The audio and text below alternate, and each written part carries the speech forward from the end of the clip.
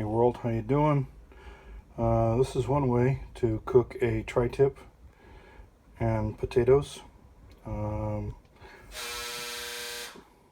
about 2.8 pounds of tri-tip meat here.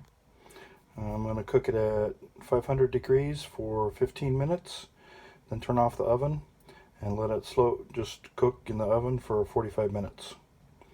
If you want it a little more, that's for medium rare.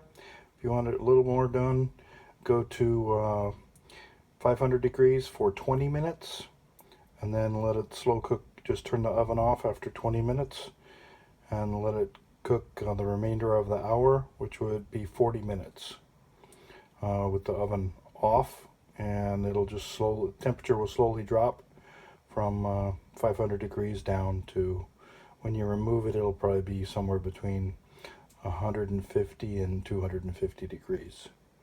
So alright, thanks for watching, and click like on the video. Thanks, bye. I think this looks pretty good.